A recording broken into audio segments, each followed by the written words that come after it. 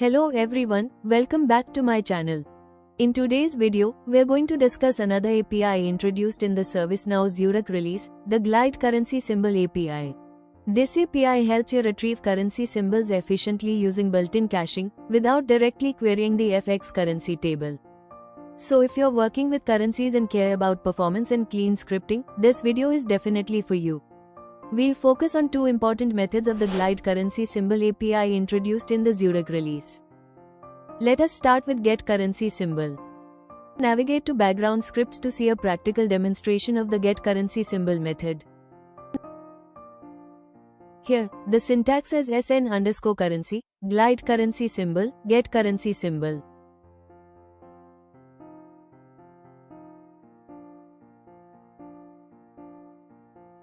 I'm passing USD as the currency code to fetch its symbol from the FX_currency table.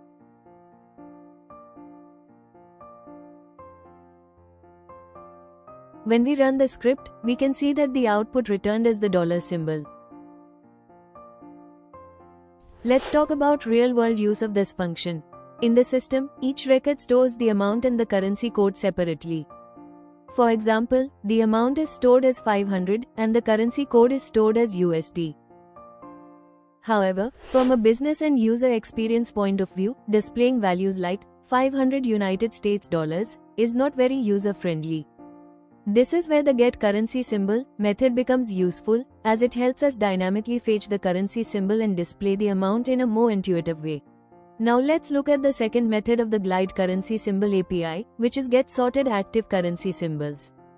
You can see the code on the screen. First, we store the value returned by this method in a variable. The reason we are using for loop here is because this method returns an array of currency objects, not a single value. Each object in the array contains the currency code and its corresponding symbol. After running the script, we can see that 5 currencies are returned along with their symbols. Now, let's navigate to the currency table to verify this result. As we can see here, there are exactly 5 active currency records in the system. In real-world scenarios, this method is commonly used to populate currency drop-downs. Since Get Sorted Active Currency Symbols returns all active currencies in a sorted order, we can directly use this data to build a drop-down list without hard-coding any values. Another important use case is validating allowed currencies in scripts. Instead of manually checking or querying the database, we can use this method to verify whether a selected currency is active and supported by the system. Thanks for watching.